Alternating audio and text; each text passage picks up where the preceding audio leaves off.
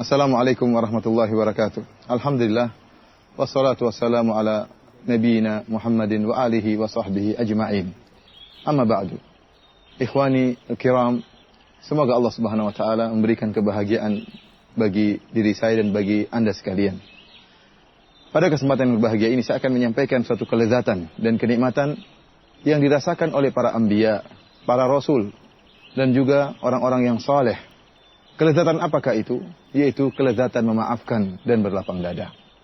Sungguhnya kita dapati sebagian orang yang memiliki permasalahan sama orang lain, terkadang bermusuhan sama kerabatnya sendiri, jengkel sama pamannya, jengkel sama kakaknya, bahkan terkadang jengkel sama bibinya, bahkan terkadang bermusuhan dengan ibunya sendiri, dengan ayahnya sendiri, atau jengkel sama teman-teman kantornya, atau teman-teman bergaulnya. Sehingga orang-orang seperti ini, dia tidak merasakan kelezatan. Buktinya apa? Tatkala dia ingin tidur, dia sulit untuk bisa tidur. Bahkan dia berusaha untuk tidur, tapi apa? Kejengkelan, menyerang hatinya. Kejengkelan, kemarahan, kedongkolan terhadap teman-temannya, terhadap kerabatnya, membuat dia sulit untuk tidur. Dia berusaha meletakkan bantal di kepalanya, namun tidur tidak juga mendatanginya. Kenapa? Pikiran dia, hati dia tidak enak, tidak gelisah hatinya. Tetapi orang yang memaafkan berbeda. Orang yang memaafkan, hatinya lapang. Dia mungkin dicerca oleh orang lain, dihina oleh orang lain, tapi dia dalam keadaan bahagia. Dia pun tidur pulas. Dia tidak ingin merepotkan hatinya. Tidak ingin menyulitkan hatinya. Kita tahu hati kita ini kecil. Kalau kita isi dengan kebencian, kemarahan, kedongkolan, hati ini jadi berat. Hati ini jadi berat sehingga untuk tidur pun sulit, untuk mau santai pun sulit, sehingga di mana-mana gelisah hati ini. Kenapa? Karena jengkel sama orang lain, marah sama orang lain. Lihatlah bagaimana anbiya. Bagaimana para rasul, musuh mereka begitu banyak. Ya. Bagaimana orang-orang soleh, betapa banyak orang yang jengkel sama mereka. Akan tapi subhanallah, mereka mudah memaafkan. Sehingga mereka bisa menemukan kelezatan, memaafkan dan kelezatan berlapang dada. Lihatlah bagaimana Nabiullah Yusuf alaihissalam. Nabiullah Yusuf alaihissalam. Bagaimana sifat memaafkan yang luar biasa. Yusuf alaihissalam dipisahkan oleh kakak-kakaknya atau saudara-saudaranya membuang Nabi Yusuf alaihissalam dalam sumur. Padahal Nabi Yusuf tatkala itu masih kecil, dipisahkan dari ayahnya. Imam Ibnu Katsir rahimahullah menyebutkan berapa lama Nabi Yusuf dipisahkan dari ayah yang sangat dia cintai. Ada ulama yang mengatakan 20 tahun atau 23 tahun, ada yang mengatakan 40 tahun. Dijauhkan dari ayahnya sementara dia masih kecil. Ini merupakan perkara yang sangat menjengkelkan. Kemudian akhirnya dijual menjadi seorang budak dan seterusnya sampai akhirnya Nabi Yusuf alaihissalam dengan hikmat Allah menjadi seorang al-aziz, seorang menteri yang terkenal di negeri Mesir. Sehingga akhirnya cerita pun berlanjut akhirnya Nabi Yusuf alaihissalam mendatangkan keluarganya ke negeri Mesir dan dimuliakan oleh Nabi Yusuf alaihissalam. Kemudian saudara-saudaranya pun mengatakan, laqad atharakallahu alaina, wahai Yusuf alaihissalam, sungguhnya Allah telah memberikan kenikmatan kepada engkau. Namun Nabi Yusuf alaihissalam sama sekali tidak marah kepada saudara-saudaranya. Bahkan dia mengatakan, la tathriba alaikumul yaum yaghfirullahu lakum. Subhanallah, lihat perkataan Nabi Yusuf alaihissalam. Tidak ada celaan bagi kalian wahai saudara-saudaraku. Yaghfirullahu lakum, semoga Allah mengampuni dosa-dosa kalian. Bukan hanya memaafkan, bahkan Nabi Yusuf alaihissalam mendoakan saudara-saudaranya agar diampuni oleh Allah Subhanahu wa taala. Padahal telah dipisahkan dari ayahnya dengan waktu yang begitu lama.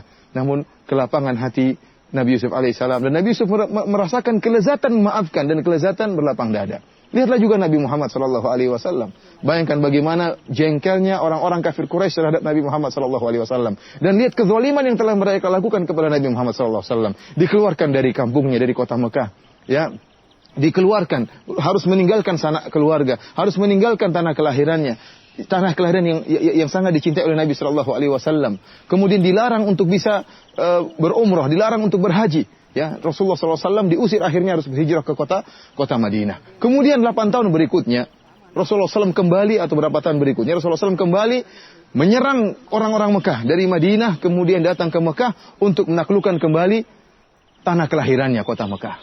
Dan tatkala itu orang-orang kafir musyrikin Quraisy pun merasa takut kepada Nabi Shallallahu Alaihi Wasallam. Sebagian menyangka bahwasanya Nabi akan melampiaskan dendamnya dan akan bunuh mereka. Tetapi kemudian Rasulullah SAW bertanya kepada mereka, apa yang kalian sangka akan aku lakukan kepada kalian. Maka orang-orang kafir Quraisy mengatakan, akhun karim, ibnu akhin karim, engkau adalah seorang yang mulia, anaknya seorang yang mulia. Mereka puji Nabi sallallahu alaihi wasallam. Maka Nabi mengatakan, aku tidak berkata kepada kalian kecuali kama qala akhi Yusuf, sebagaimana perkataan saudaraku Yusuf, la tathriba alaikum yaghfirullahu lakum. Tidak ada celaan bagi kalian. Semoga Allah mengampuni dosa-dosa kalian. Subhanallah, Nabi sallallahu alaihi wasallam sama sekali tidak mencela, memaafkan langsung terhadap orang-orang musyrikin Arab tersebut. Bahkan Nabi sallallahu alaihi wasallam mengatakan, semoga Allah mengampuni kalian. Tidak bisa orang melakukan demikian kecuali mengetahui dan pernah merasakan lezatnya memaafkan, lezatnya berlapang dada. Lihatlah bagaimana kisah seorang nabi yang pernah diriwayatkan oleh Nabi sallallahu alaihi wasallam. Kata Nabi sallallahu alaihi wasallam, wa huwa, tentang seorang nabi, admauhu, kaumnya membuat wajahnya berdarah. Kemudian kata Nabi sallallahu alaihi wasallam, wa huwa yamsahud dam, dan dia an wajhi, kemudian dia menghapuskan atau mengusap darah dari wajahnya. Kemudian dia berkata, Rabbi ghfirli qaumi fa innahum la ya'lamun. Ya Allah, ampunilah kaumku, sungguhnya mereka tidak paham. Dia bukan cuma memaafkan kaumnya yang telah melukainya, bahkan dia berdoa kepada Allah agar Allah mengampuni kaumnya. Dan beliau bahkan dia mendatangkan uzur bagi kaumnya. Ya Allah, mereka melakukan demikian karena tidak mengerti. Luar biasa bagaimana kelapangan dada para anbiya dan para rasul. Oleh karenanya, ikhwani fillah azanillahu wa iyyakum, Allah Subhanahu wa taala telah memerintahkan kita untuk menghilangkan rasa dongkol, rasa hasad, rasa dengki dari hati kita terhadap sama kaum muslimin. Kata Allah Subhanahu wa taala, "Walladzina ja'u min ba'dihim yaquluna rabbana ighfir lana wa li ikhwanina alladzina sabaquna bil iman wa la taj'al fi qulubina ghillan lil ladzina amanu rabbana innaka ra'ufur rahim." Dan orang-orang yang datang setelah kaum Muhajirin dan kaum Ansar, mereka berdoa, "Ya Allah, ya, ampunilah kami dan ampunilah orang-orang sebelum kami, orang-orang yang beriman sebelum kami." Subhanallah, mendoakan dirinya, mendoakan orang yang beriman yang lain. Wala taj'al fi qulubina ghillan lil ladzina amanu. Dan Allah, janganlah kau jadikan dalam hati kami ghil, dengki, hasad, kejengkelan terhadap orang-orang mukmin yang lain. Sungguhnya Engkau Maha Pengasih lagi Maha Penyayang. Ini doa yang diperintahkan oleh Allah agar kita berdoa dengan doa tersebut, sifat yang sangat mulia. Oleh karena kita lihat bagaimana penghuni surga, Allah akan bersihkan hati-hati mereka. Kata Allah Subhanahu wa taala, "Wa naza'na ma fi sudurihim min ghil."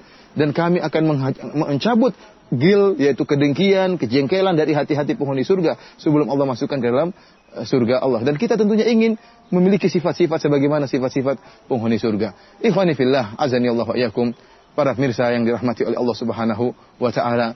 Kita tidak berbicara tentang para anbiya saja, tapi kita juga berbicara tentang contoh nyata, ya, para ulama bagaimana kelapangan hati mereka dalam memaafkan. Saya juga tidak berbicara tentang para ulama terdahulu seperti Syekhul Islam Ibnu Taimiyah yang sangat luar biasa sifat maafkannya. Saya berbicara tentang ulama zaman sekarang, Syekh bin Baz rahimahullah, yang hidup di abad kita, abad ke-20, hidup di abad kita ini.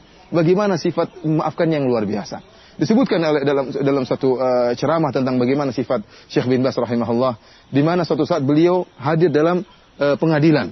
Tatkala itu ada seorang pemuda yang dihukum oleh pengadilan dengan hukuman yang buruk. Maka pemuda ini pun mencela Syekh bin Baz, memaki-maki Syekh bin Baz.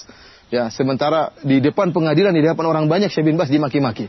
Akhirnya salah seorang tentara askar, ya, melihat memandang ke Syekh bin Baz. Begitu kalau Syekh bin Baz memberi perintah untuk melakukan sesuatu terhadap orang ini, maka akan dia lakukan. Ternyata tatkala dia melihat Syekh bin Baz hanya menundukkan pandangannya. Kemudian Syekh bin Baz rahimahullah hanya mengatakan, Allahumma ghfirli, astaghfirullah, Allahumma shalli ala Muhammad. Dia hanya berzikir kepada Allah Subhanahu wa taala tatkala dicela dan dimaki-maki oleh pemuda tersebut. Qadarullah, selesai acara pengadilan. 4 hari berikutnya, qadarullah, ternyata pemuda ini, ya, meninggal dunia. Pemuda yang tadi mencela dan maki-maki Syekh bin Baz meninggal dunia. Akhirnya tatkala akan disolatkan dan imam sudah maju ingin menyolatkan pemuda ini, tiba-tiba ada yang melaporkan, pemuda ini 4 hari yang lalu mencaci maki Syekh bin Baz rahimahullah. Maka akhirnya imam tidak mau mensolatkan orang ini. Kenapa? Orang ini mencaci maki Syekh bin Baz. Akhirnya dikuburkan, mungkin yang menyolatkan hanya keluarganya, sementara imam kampung tidak mau menyolatkan dia. 3 bulan berikutnya, ya, sampailah kabar kepada Syekh bin Baz tentang kisah pemuda tadi. Maka Syekh bin Baz pun kaget mendengar cerita tersebut. Maka dia pun minta supirnya untuk mengantar Syekh bin Baz, mengantar beliau ke kuburan orang tersebut. Maka supirnya pun segera mengantar Syekh bin Baz ke kuburan pemuda tadi. yang tidak disolatkan oleh imam kampungnya. Maka Syekh bin Baz rahimahullah kemudian sholat jenazah di kuburan orang tersebut. Kemudian Syekh bin Baz berdoa sekitar setengah jam mendoakan pemuda ini. Luar biasa ikhwan. Bagaimana orang bisa seperti ini kecuali karena hatinya apa? Hatinya yang sangat lembut. Oleh karena ikhwani fil azani walakum, saya juga pernah mendengar cerita di Idaatul Quran. Tatkala suatu saat Syekh bin Baz kemudian sedang mengisi pengajian, tiba-tiba ada orang yang mengirim pertanyaan, Syekh bin Baz, saya mohon maaf karena saya pernah mencela engkau demikian. Mohon maafkan saya Syekh bin Baz. Maka Syekh bin Baz mengatakan, ya bunayya, ya ibni, wahai anakku, wahai putraku, saya telah maafkan engkau. Dan juga saya telah maafkan orang-orang yang sebelum engkau mencelaku. Dan saya juga akan maafkan orang-orang yang setelah engkau akan mencelaku. Luar biasa, akhirnya membuat orang-orang para hadirin pun menangis mendengar jawaban Syekh bin Baz rahimahullahu ta'ala. Tidak mungkin seorang bisa memiliki kebersihan hati, kemudian memaafkan saudaranya, kecuali orang yang memiliki iman yang tinggi kepada Allah subhanahu wa ta'ala. Yang mengetahui bahwasanya di balik pengampunan dan memaafkan pahala yang besar dari Allah subhanahu wa ta'ala. Bukankah Allah subhanahu wa ta'ala telah berfirman, "Falyafu wal yasfahu, ala tuhibbuna ayaghfirallahu lakum." Hendaknya mereka berlapang dada dan memaafkan. Apakah kalian ingin dimaafkan oleh Allah subhanahu wa ta'ala? Jika kalian memaafkan saudara kalian, maka kalian akan diampuni oleh Allah subhanahu wa ta'ala. Ikhwanil kiram, ikhwatil kiram, para pemirsa yang dirahmati oleh Allah subhanahu wa ta'ala. Kau ingin bahagia? Anda ingin bahagia? Maka maafkanlah saudara-saudara Anda. Maafkanlah kakak Anda, maafkanlah ibu Anda kalau bersalah sama Anda. Maafkanlah istri Anda, maafkanlah guru Anda, maafkanlah teman Anda. Ya. Anda akan merasakan ketenangan, tidur pulas, santai. Tapi kalau Anda tidak maafkan, maka akan menjadi dongkol. Berjalan di mana-mana dongkol. Setiap melihat musuh Anda semakin dongkol. Seakan-akan Anda kurang beriman tentang takdir Allah. Yakinlah bahwasanya semuanya sudah ditakdirkan oleh Allah Subhanahu wa taala. Dan jika Anda maafkan, maka Allah akan berikan kelezatan dalam hati Anda, kelezatan memaafkan. Dan sungguh memaafkan itu ada kelezatan. Dan begitu indah jika seorang punya masalah dengan orang lain dan orang tersebut menzalimi dia, kemudian dia bangun di malam hari, salat malam, kemudian berdoa, ya Allah ampunilah si fulan, ya Allah telah menzalimiku, maafkanlah dirinya. Allah akan berikan kelezatan yang luar biasa dalam hati orang yang melakukan demikian. Demikianlah para pemirsa yang dirahmati Allah Subhanahu wa taala. Semoga Allah menjadikan kita orang-orang yang mudah memaafkan sehingga kita bisa hidup dengan tenang, bisa hidup dengan bahagia, tidur dengan pulas, bisa memanfaatkan waktu kita untuk hal-hal yang bermanfaat. Tapi kalau kita jengkel sama orang, ada perkataannya kita kritiki, omongannya sedikit-sedikit kita kritiki, kita ingin bantah, kita ingin ngerot, kita ingin bantah, ini apa? Pusing dada kita ini, jantung kita ini apa? Sempit, dada kita sempit, dan ternyata kita tidak bisa melampiaskan kemarahan kita. Orang tersebut yang kita marahin terkadang santai-santai saja, tidak ada musibah yang menimpanya.